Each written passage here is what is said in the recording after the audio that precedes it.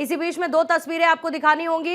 एक तरफ जहां पर बहावलपुर में मसूद का ठिकाना ध्वस्त कर दिया गया है। मसूद अजहर यहीं पर मदरसे को चलाता था और मदरसे के नाम पर आतंक की खेती होती थी।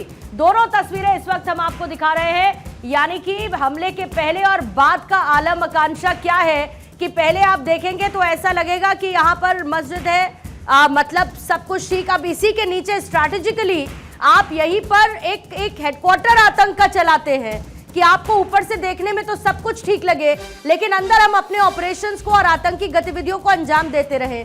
लेकिन अब दिखाने की बात नहीं है, देखने की बात असली है, जो दूसरी तस्वीर में दिख रही है। बिल्कुल, और पहली जो तस्वीर इस वक्त आप देख पा रहे हैं, ये वही तस्वीर है और ये वही जगह है जहां बैठकर हमले की पूरी साजिश रची गई थी।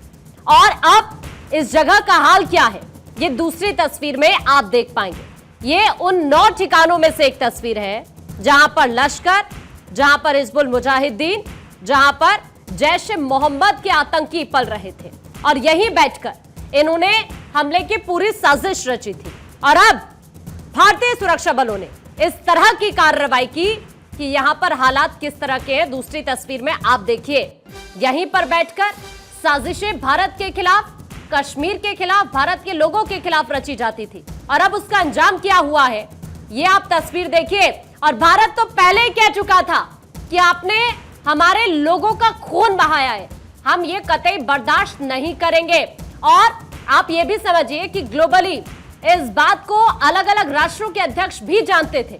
और सबसे बड़ी बात यह है कि जैसे ये हमला हुआ, जैसे ही भारत ने बड़ी कार्रवाई की, डोनाल्ड ट्रंप का एक स्टेटमेंट भी आता है। डोनाल्ड ट्रंप ने तो इस बात को भी कहा है कि वो जानते थे कि भारत ऐसे चुप बैठने वाला नहीं है